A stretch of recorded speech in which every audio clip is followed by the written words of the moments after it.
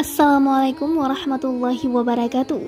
Sahabat Kepoin Islam yang beriman, setelah mendengarkan berbagai nasihat yang disampaikan oleh Nabi Isa, lantas bagaimanakah kisah Isa diangkat ke langit dalam perlindungan Tuhan dan kebohongan Yahudi Nasrani terkait klaim penyaliban Nabi Isa? Allah Subhanahu wa Ta'ala berfirman, dan mereka orang-orang kafir membuat tipu daya, maka Allah pun membalas tipu daya, dan Allah sebaik-baik pembalas tipu daya. Ingatlah ketika Allah berfirman, wahai Isa, aku mengambilmu dan mengangkatmu kepadaku, serta menyucikanmu dari orang-orang yang kafir, dan menjadikan orang-orang yang mengikutimu di atas orang-orang yang kafir hingga hari kiamat. Kemudian kepadaku engkau kembali, lalu aku beri keputusan tentang apa yang kamu perselisihkan. Quran Surah Ali Imran ayat 54-55. Allah Subhanahu wa Ta'ala berfirman, maka kami hukum mereka karena mereka melanggar perjanjian itu, karena kekafiran mereka terhadap keterangan-keterangan Allah, dan karena mereka telah membunuh nabi-nabi tanpa hak atau alasan yang benar, dan karena mereka mengatakan hati kami tertutup. Sebenarnya Allah telah mengunci hati mereka karena kekafirannya.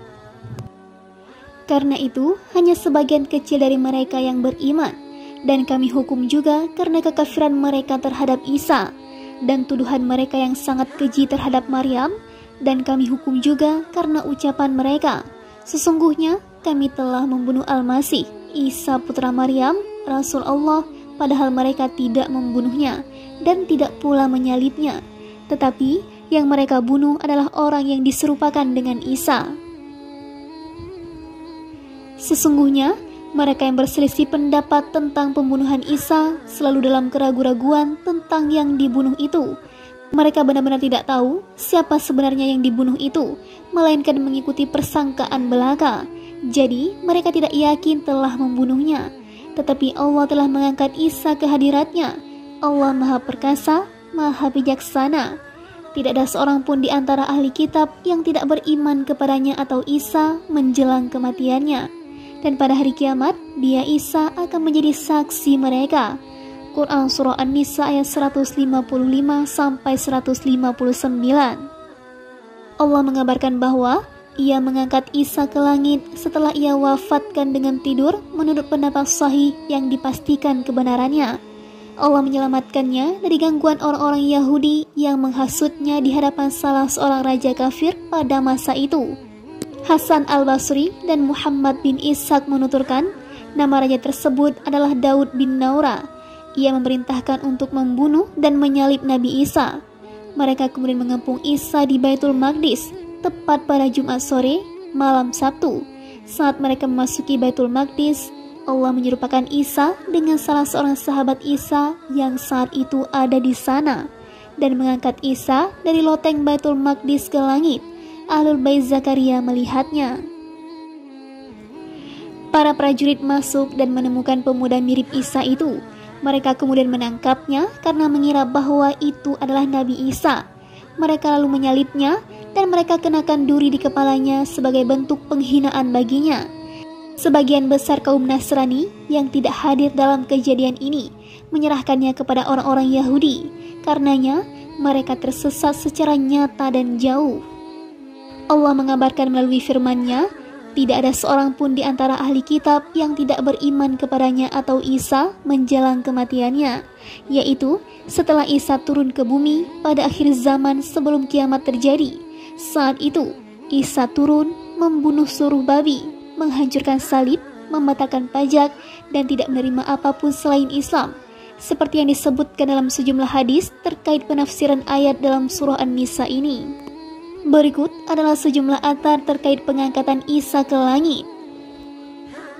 Ibnu Abi Hatim menuturkan, Ahmad bin Sinan bercerita kepada kami, Abu Muawiyah bercerita kepada kami, dari Minhal bin Amr, dari Sa'id bin Jubair, dari Ibnu Abbas, ia menuturkan, saat Allah berkehendak untuk mengangkat Isa ke langit, ia keluar menemui para sahabatnya, dan di dalam Baitul Maqdis saat itu terdapat 12 pengikut setianya. Isa keluar dari sumber air di Baitul Maqdis dengan rambut meneteskan air lalu berkata, sungguh Di antara kalian nanti ada yang ingkar terhadapku sebanyak 12 kali setelah sebelumnya beriman kepadaku. Setelah itu Isa berkata, siapa yang mau diserupakan denganku lalu dibunuh sebagai penggantiku, sehingga ia akan meraih derajat sama sepertiku. Seseorang yang paling muda di antara mereka berdiri, lalu Isa berkata, duduklah. Isa kembali mengulangi kata-katanya, dan pemuda tersebut kembali berdiri lagi. Isa akhirnya berkata, kaulah orangnya. Allah kemudian menyerupakan pemuda tersebut dengan Isa. Allah mengangkat Isa dari loteng Baitul Maqdis ke langit.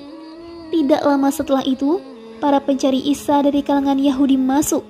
Mereka menangkap pemuda mirip Isa itu, lalu mereka bunuh dan mereka salib. Sehingga sebagian di antara mereka kafir terhadap Isa sebanyak 12 kali setelah sebelumnya beriman kepadanya. Dan mereka terpecah menjadi 3 kelompok. Kelompok pertama mengatakan, Allah ada bersama kami selama yang ia kehendaki. Setelah itu ia naik ke langit. Mereka adalah kelompok Yakubiyah. Kelompok kedua mengatakan, anak Allah ada bersama kami selama ia kehendaki. Setelah itu Allah mengangkatnya ke langit. Mereka adalah kelompok Nasturiyah. Kelompok ketiga mengatakan, hamba dan Rasul Allah ada di tengah-tengah kami selama yang ia kehendaki. Setelah itu Allah mengangkatnya ke langit. Mereka ini adalah orang-orang muslim. 2 kelompok yang kafir bersatu membunuh kelompok muslim. Sejak saat itu, Islam lenyap hingga Allah mengutus Muhammad SAW. Ibnu Abbas berkata, itulah firman Allah Subhanahu wa Ta'ala. Lalu kami berikan kekuatan kepada orang-orang yang beriman terhadap musuh-musuh mereka, sehingga mereka menjadi orang-orang yang menang. Quran Surah As-Saff ayat 14. Sanad ini sahih sampai Ibnu Abbas sesuai syarat Muslim.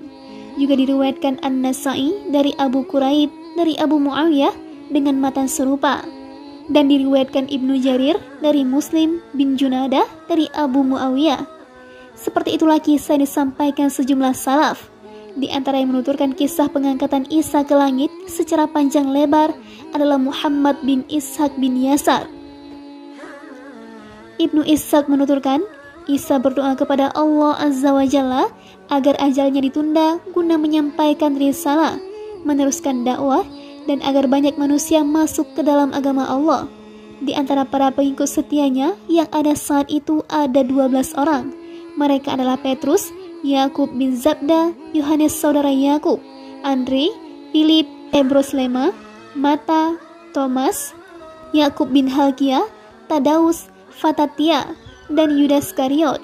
Yudas inilah yang membocorkan kebenaran Isa kepada orang-orang Yahudi. Ibnu Ishaq menuturkan, di antara mereka ada seseorang lagi bernama Sarjis yang mereka sembunyikan. Dialah yang diserupakan Allah dengan Al-Masih lalu disalib. Ia juga menuturkan, sebagian kaum Nasrani menyatakan bahwa yang disalib dan diserupakan dengan Isa adalah Yudas Kariot. Dahak meriwayatkan dari Anas, Isa menunjuk Syamun sebagai penggantinya. Lalu orang-orang Yahudi membunuh Yudas yang diserupakan dengannya. Ahmad bin Marwan menuturkan, Muhammad bin Jaham bercerita kepada kami.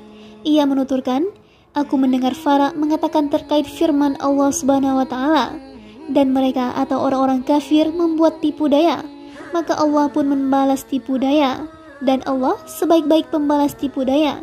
Ia berkata, Isa menghilang dari hadapan bibinya selang beberapa lama. Setelah itu datang menemuinya Rasul Jalut, seorang Yahudi. Ia lalu pergi menuju Isa hingga mereka mengerumuni pintu rumah. Mereka mendobrak pintu. Lalu Rasul Jalut masuk untuk menangkap Isa. Allah membutakan matanya sehingga tidak bisa melihat Isa. Ia keluar menemui rekan-rekannya dan berkata, aku tidak melihatnya. Ia membawa pedang terhunus. Mereka lalu berkata, kaulah Isa. Mereka lalu menangkap, membunuh, dan menyalibnya. Allah Subhanahu wa Ta'ala berfirman, padahal mereka tidak membunuhnya dan tidak pula menyalibnya, tetapi yang mereka bunuh adalah orang yang diserupakan dengan Isa. Ibnu Jarir menuturkan, Ibnu Hamid bercerita kepada kami, Yakub Al-Qumi bercerita kepada kami, dari Harun bin Antara, dari Wahab bin Munabbih, ia menuturkan, Isa bersama 12 pengikut setianya masuk ke dalam rumah. Mereka kemudian dikepung. Saat para pengepung masuk, Allah mengubah wujud mereka semua seperti wujud Isa. Mereka lalu berkata, kalian telah menyihir kami. Tunjukkan Isa kepada kami, atau kalian semua akan kami bunuh." Isa kemudian berkata kepada para sahabatnya, "Siapa di antara kalian yang mau menukarkan diri saat ini dengan surga?" Seseorang di antara mereka menjawab, "Aku." Ia keluar menghampiri mereka, lalu berkata, "Aku Isa." Allah mengubah wujudnya menjadi seperti wujud Isa. Mereka kemudian menangkap, membunuh, dan menyalibnya. Ia diserupakan dengan Isa, sehingga mereka mengira bahwa yang mereka bunuh adalah Nabi Isa. Kaum Nasrani juga tersesat, mereka mengiranya Isa. Allah mengangkat Isa pada hari itu. Ibnu Jarir menuturkan, Mutanna bercerita kepada kami, Ishak bercerita kepada kami, Ismail bin Abdul Karim bercerita kepada kami, Abdul Samad bin Maqal bercerita kepadaku. Ia mendengar Wahab menuturkan, saat Allah memberitahukan kepada Isa putra Maryam bahwa ia akan keluar meninggalkan dunia, ia berkeluh kesah dan terasa berat. Isa kemudian memanggil para pengikut setianya dan membuatkan makanan untuk mereka. Setelah itu ia berkata, "Datanglah kemari pada malam nanti, aku ada perlu dengan kalian." Setelah semuanya berkumpul pada malam hari, Isa menjamu mereka. Seusai makan, Isa mencuci tangan mereka, menuangkan air wudhu untuk mereka, dan mengusap tangan mereka dengan baju, hingga hal tersebut terasa kurang berkenan bagi mereka. Isa kemudian berkata, "Siapa yang menolak apa yang kulakukan pada malam ini, maka dia bukan golonganku, dan aku pun bukan golongannya." Mereka menerima perlakuan Isa saat itu. Setelah itu Nabi Isa berkata, "Terkait apa yang kulakukan pada kalian malam ini, melayani jamuan makan kalian dan mencuci tangan kalian, tidak lain adalah agar kalian menjadikanku sebagai teladan baik, karena seperti yang kalian ketahui, aku adalah yang terbaik di antara kalian. Maka janganlah kalian saling merasa tinggi hati satu sama lain. Hendaklah kalian saling berkorban satu sama lain, seperti aku mengorbankan diri untuk kalian. Sementara yang akan kuminta dari kalian adalah berdoa kepada Allah dengan sungguh-sungguh agar ajalku ditunda." Saat mereka hendak berdoa dengan sungguh-sungguh, mereka terserang kantuk hingga tidak mampu berdoa. Isa membangunkan mereka sambil berkata, "Subhanallah, kenapa kalian tidak bersabar membantuku satu malam saja?"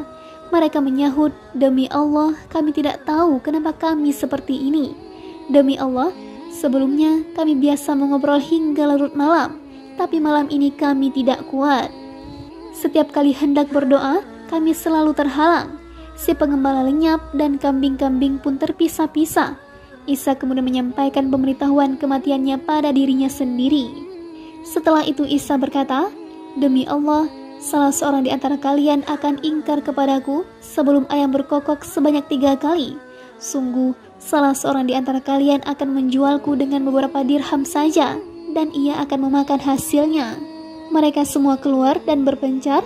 Saat itu, orang-orang Yahudi mencarinya. Mereka menangkap Syamun, salah seorang pengikut setia Isa. Mereka berkata, dia salah seorang sahabatnya. Syamun mengingkari hal itu. Ia mengatakan, "Aku bukan sahabatnya." Mereka kemudian membiarkannya pergi. Yang lain ditangkap, ia juga mengingkari. Setelah itu, Isa mendengar suara ayam berkokok. Ia menangis dan sedih. Saat subuh tiba, salah seorang pengikut setia Isa mendatangi orang-orang Yahudi.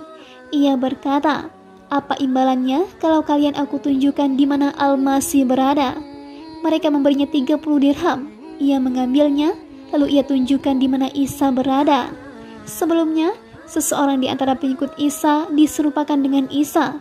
Mereka kemudian menangkap orang yang diserupakan dengan Isa. Mereka ikat dengan tali, lalu mereka seret sambil berkata, "Kau bisa menghidupkan orang mati, membentak setan, dan menyembuhkan orang gila. Kenapa kau tidak bisa menyelamatkan diri dari tali ini?" Mereka meludahi dan melemparkan duri ke arahnya, hingga mereka bawa ke sebuah kayu dengan maksud untuk mereka salib. Allah kemudian mengangkatnya kepadanya. Mereka menyalib orang yang diserupakan dengan Isa. Jenazahnya dibiarkan selama 7 hari. Ibu Isa dan wanita gila yang sembuh setelah diobati Isa datang dan menangisi orang yang disalib itu. Isa mendatangi keduanya lalu bertanya, "Kenapa kalian berdua menangis?" Keduanya berkata, "Menyingkirlah kamu." Isa berkata, "Sungguh Allah telah mengangkatku ke langit dan tidak ada yang menimpaku selain yang baik. Dia ini hanya orang yang diserupakan denganku untuk mereka atau orang-orang Yahudi. Perintahkan para pengikut setiaku untuk menemuiku di tempat ini dan itu. Mereka kemudian menemui Isa di tempat yang mereka maksud. Mereka berjumlah 11 orang. Isa tidak melihat seseorang yang telah menjualnya dan menunjukkan keberadaannya. Isa menanyakannya kepada para sahabatnya. Mereka menjawab, ia menyesali apa yang telah ia perbuat lalu gantung diri. Isa lalu berkata, andai ia bertobat, tentu Allah menerima taubatnya. Mereka kemudian menanyakan budak yang biasa menyertai mereka, namanya Yahya. Isa menjawab, ia bersama kalian. Maka pergilah, karena masing-masing dari kalian akan berbicara dengan bahasa suatu kaum. Pergilah untuk menyampaikan peringatan kepada mereka, dan serulah mereka menuju Allah. Riwayat ini gharib sekali, namun lebih sahih daripada kisah yang disebutkan kaum Nasrani.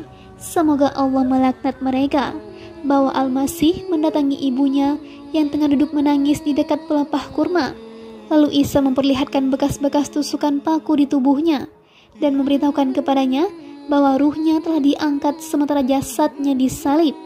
Kisah ini dusta, bohong, direkayasa, didistorsi, dan ditambahi secara batil dalam kitab Injil, tidak sesuai fakta dan dalil. Wallahu a'lam. Wassalamualaikum warahmatullahi wabarakatuh.